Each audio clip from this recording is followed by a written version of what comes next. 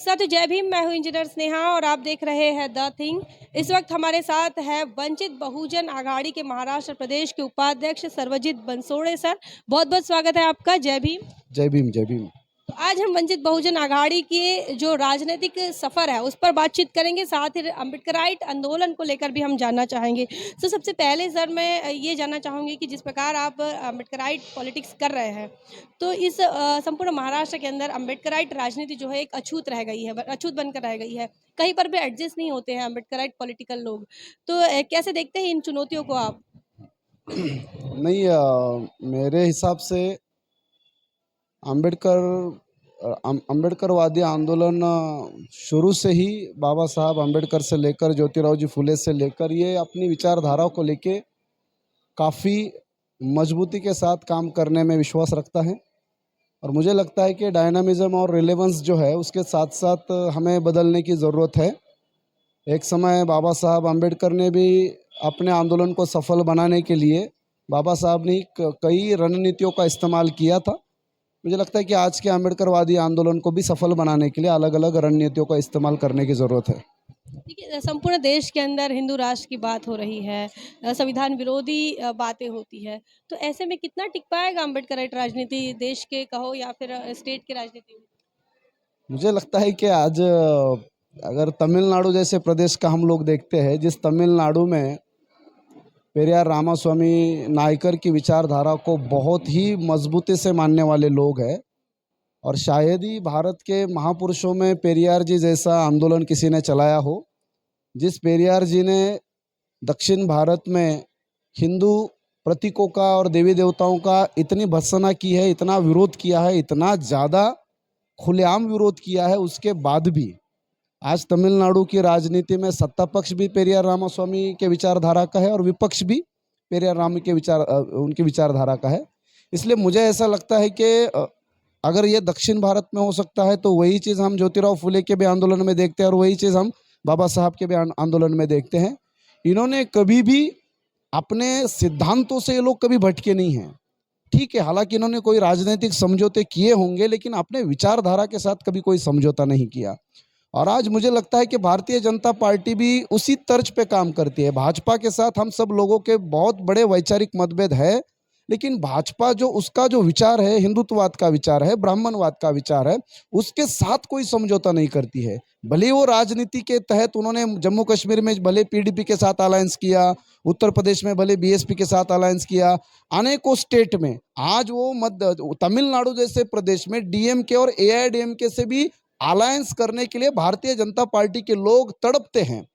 हालांकि भाजपा के लोगों को मालूम है कि पेरियार रामास्वामी की विचारधारा ये पूरी तरह हिंदुत्ववाद का बहुत ही मजबूती से विरोध करने वाली, और यूं कहें तो हिंदुत्ववाद को पैरों तले कुचलकर रौंदने वाली विचारधारा पेरियार रामास्वामी नायकर की है।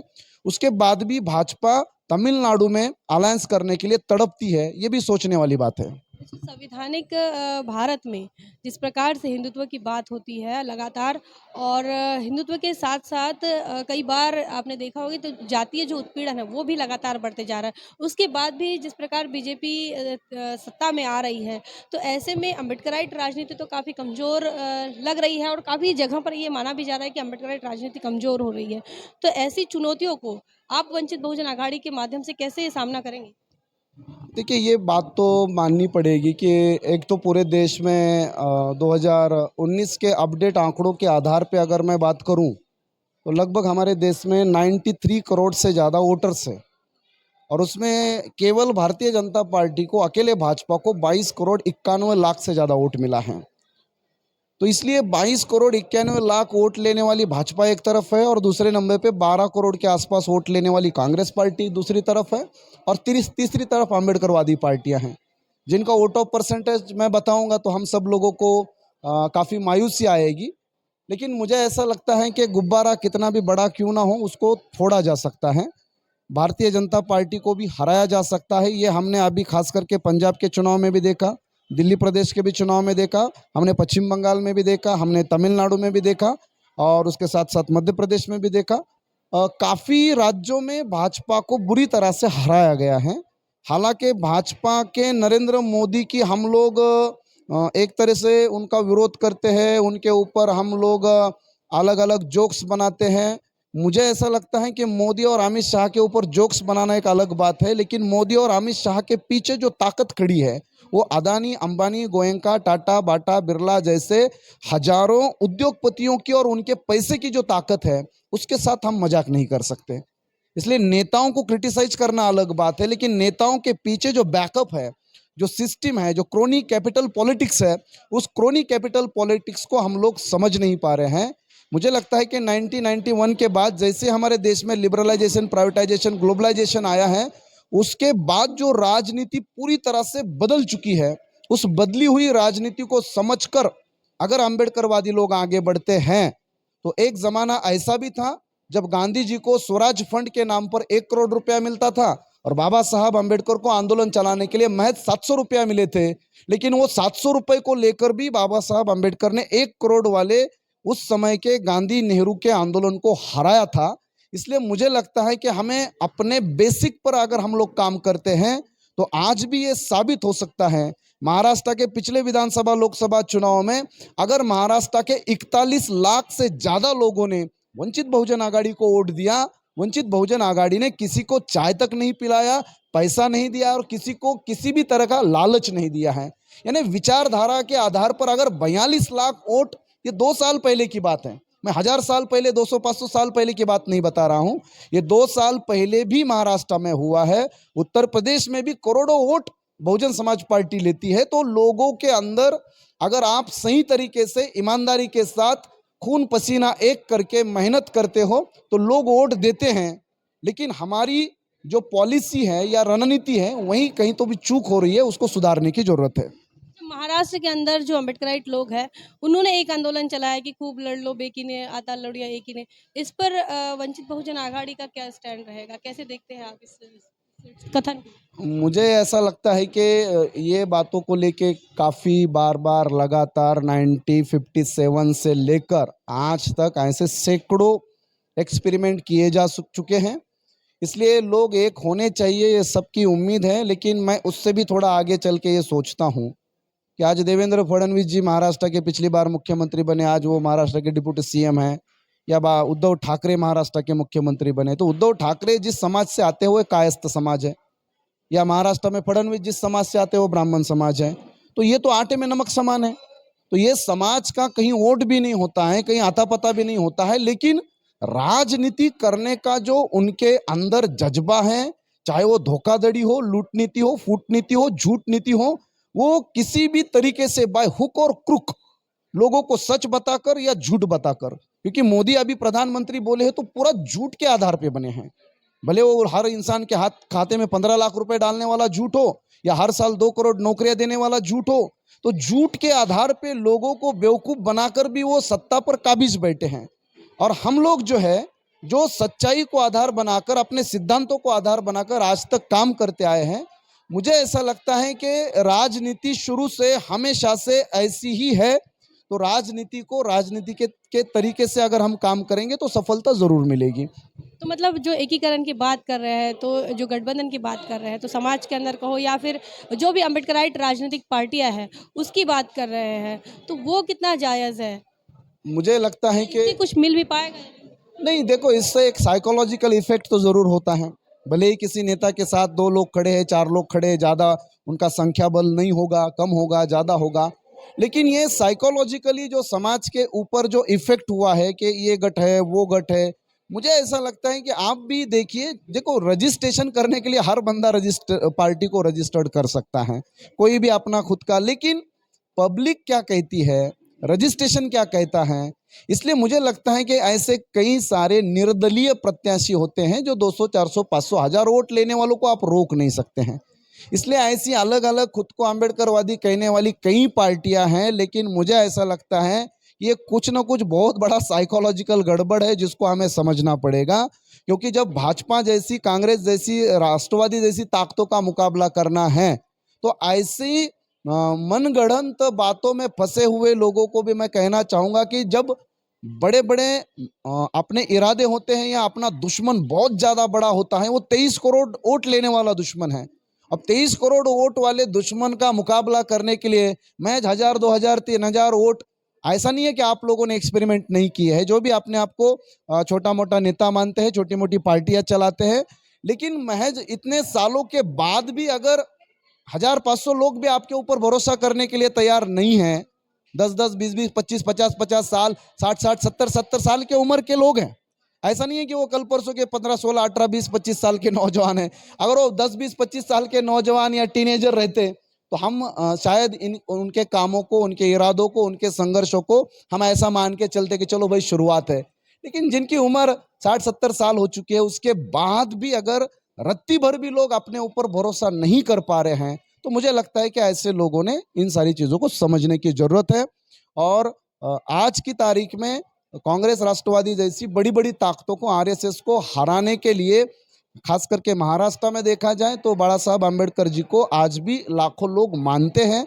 हालांकि राजनीतिक सफलता नहीं मिल पा रही है, तो वो क्यों नहीं मिल पा रही है? तो वो जो रणनीतियाँ बनाने में हम लोग कहीं तो भी विफल हो रहे हैं, या हमारा काम करने के तरीके में कुछ गड़बड़ियाँ हो सकती है। लेकिन मुझे आज की तारीख में ऐसा लगता है कि महाराष्ट्र में एक बड़ी सफल राजनीति वंचित बहुजन आघाड़ी खड़ी कर सकती है। वंचित बहुजन आघाड़ी को जो सफलता नहीं मिल रही, इसके पीछे कई बहुजन समाज पार्टी को आप दोषी मानते हैं?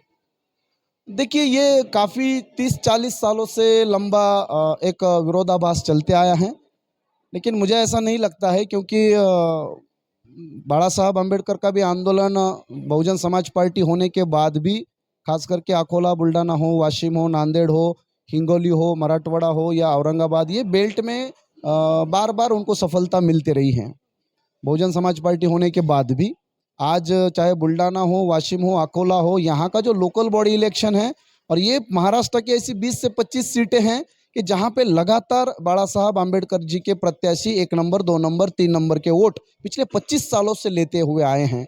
तो मुझे लगता है कि हाँ, एक बात को मैं मान सकता हूँ कि लोगों के अंदर जो मेंटल कन्फ्यूजन है, वो कन्फ्यूजन बनाने में ये दो दलों के माध्यम से वो कन्फ्यूजन बनता है, जिसकी वजह से लोगों को लगता है कि हमारा समाज बटा हुआ है, हमारी पार्टियां बटी हुई हैं। तो इसका एक साइकोलॉजिकल गेन या इफेक्ट होता है, ऐसा मानता हूं। जैसे त्रिकूट सरकार थी इसके पहले, शिवसेना की, राष्ट्रवादी और कांग्रेस की।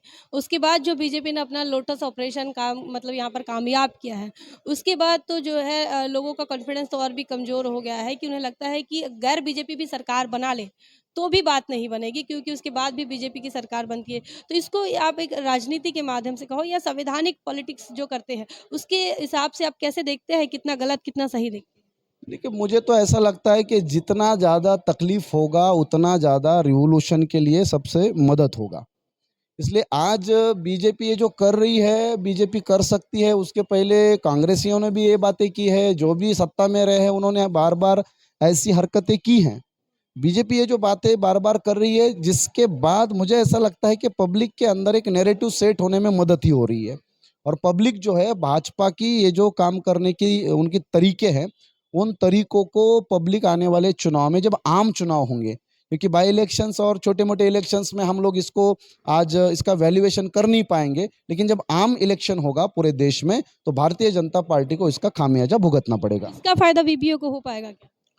वीबीए अपने बलबूते पर चुनाव लड़ने की पूरी तैयारी कर रही है, क्योंकि देखो, मजबूर और बेबस लोग राजनीति में सफल नहीं होते हैं।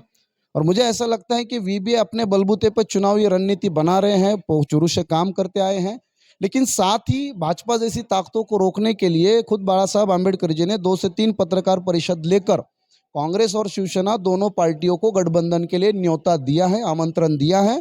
अब क्योंकि सारी जिम्मेदारियां हमारी नहीं है।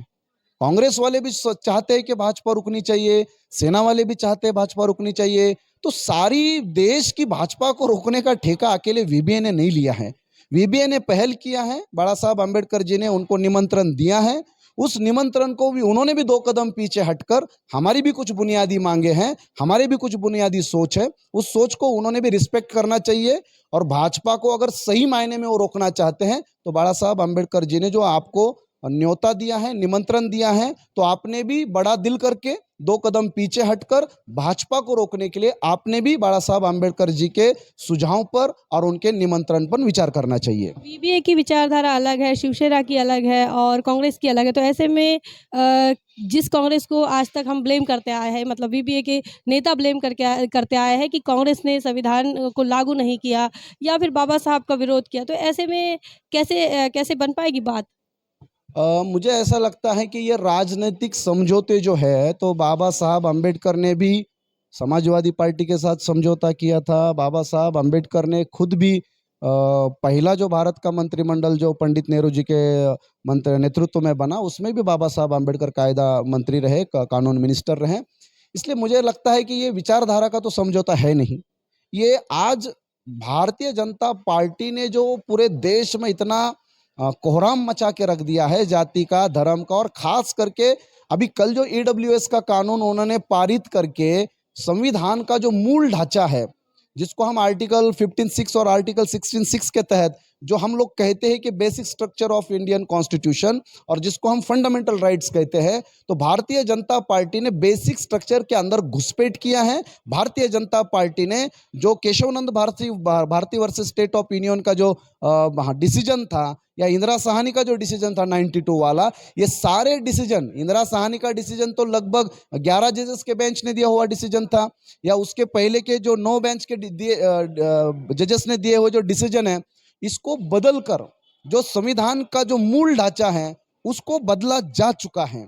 इसको समझने की जरूरत है। संविधान कहता है कि एजुकेशनली बैकवर्ड और सोशली बैकवर्ड, संविधान में कहीं भी इकोनॉमिकल बैकवर्ड के आधार पर रिजर्वेशन देने का कोई प्रोविजन नहीं है। मैं यहां तक आपको कहता चलूं कि 30 नवंबर 1948 को खुद बाबा साहब अम्बेडकर ने संविधान सभा में रिजर्वेशन 50% के ऊपर किसी भी कीमत पर नहीं देना चाहिए। अगर 50% के ऊपर रिजर्वेशन जाएगा तो ये हमारे देश के न्याय की हत्या होगी। ये खुद बाबा साहब अम्बेडकर ने संविधान सभा में अपनी बात रखी है। मुझे लगता है कि ये जो डिसीजन है, भारतीय जनता पार्टी देश में महंगाई बढ़ा रही है, बेरोजगारी बढ़ा रही है, जाति फसाद करवा रही है, ये एक अलग मुद्दा है। लेकिन भारतीय जनता पार्टी भारत के संविधान के बेसिक स्ट्रक्चर को भी बदल रही है। ये बात को ध्यान में रखकर मुझे ऐसा लगता है कि भाजपा को रोकने के लिए अगर 2 कदम पीछे हटना पड़ रहा है, या हम लोग प्रपोजल दे रहे हैं, तो हम कांग्रेस को प्रपोजल नहीं दे रहे हैं। हमें लगता है कि हिंदुत्ववादी ताकतें बहुत ही ज्यादा पूरे देश में कोहराम और नंगा नाच कर रही हैं, और उनको रोकने के लिए अगर हमसे कुछ पहल बनती है तो वो पहल करने के लिए हम लोग तैयार हैं। विचारधारा के साथ कोई समझौता नहीं होगा। अब आरक्षण की जो सीमा थी, उस अब आरक्षण की सीमा तो बढ़ गई है, लेकिन ओबीसी के जब रिजर्वेशन की बात आती है तो ये आरक्षण की सीमा की बात करते हैं, और जब ईडब्ल्यूएस की भी नहीं आती, तो इसमें कितनी चालाकी देखते हैं आप? ये क्या व्यवस्था के साथ व्यवस्था को बनाए रखने की चाल है, या फिर कैसे देखते हैं, या सिर्फ राजनीति है? देखिए, ये तो हम लोग बार बार कहते आए हैं कि भारतीय जनता पार्टी और आरएसएस ये तो शुरू से ही आरक्षण विरोधी है, और हम लोग ओबीसी भाइयों को पिछले कई सालों से समझाने की कोशिश कर रहे हैं। महाराष्ट्र के मराठा भाइयों को हम कई सालों से समझाने की कोशिश कर रहे हैं, क्योंकि जब मराठा आरक्षण का मामला आता है तो संविधान में कोई अमेंडमेंट नहीं हुआ। जब जाटों का मामला आया, गुजरों का मामला आया, धनगरों का आता है, किसी समाज के लिए कोई अमेंडमेंट नहीं होता। अमेंडमेंट किया गया है तो सवर्णों के अंदर के गरीबों के लिए। संविधान के मूल ढांचे को भी बदला गया है। आर्टिकल 16(6) का प्रावधान और 15(6) का प्रावधान करके, इसलिए संविधान का ढांचा गरीब सवर्णों के लिए बदला जाता है, ब्राह्मण बनियाओं के लिए, ठाकुरों के लिए ढांचा बदला जाता है। इससे ओबीसीओं ने, खास करके मराठाओं ने, इस बात को समझने की जरूरत है कि भारतीय जनता पार्टी की कभी भी इच्छा नहीं है आपको आरक्षण देने की। आपको आरक्षण देने के लिए वो 50% का कैप बताते हैं, लेकिन ब्राह्मणों के लिए या गरीब सवर्णों के लिए वो 50% का कैप वो संवैधानिक नहीं है। ऐसा हलफनामा खुद केंद्र सरकार ने, भारतीय जनता पार्टी ने खुद अभी सुप्रीम कोर्ट में दिया है। एडमेंट कर लेते हैं। हाँ, तो ये तो जो देखो उनकी सरकार है, और हम लोग शुरू से इस बात को जानते हैं कि इनकी सरकारें इस समाज के लिए काम करते आई हैं। लेकिन इससे जो 2 जजेस हैं, खास करके यूयू ललित और रविंद्र भट्ट का नाम लिया जाता है कि दोनों ने इस डिसीजन का कड़ा विरोध किया है। और इससे एक मदद हम लोगों को मिली है कि इनका जो ब्राह्मणवादी चाल तंत्र है या इनका धोखाधड़ी है उसको एक्सपोज करने का ये ईडब्ल्यूएस का रिजर्वेशन ये हम लोगों के लिए एक सबूत है। अब हम कोई तर्क नहीं लगा रहे हैं, हम कोई आरोप नहीं लगा रहे हैं। तो ईडब्ल्यूएस ये सबूत है कि भारतीय जनता पार्टी ये हिंदुत्ववादी और ब्राह्मणवादी विचारधारा के साथ सिर्फ सवर्णों के लिए काम करने की सोच के लिए पैदा हुई पार्टी है। अंतिम सवाल है कि इस देश के तमाम बहुजन समाज के युवाओं को क्या खास संदेश देना चाहेंगे आप एक राजनेता होने के नाते?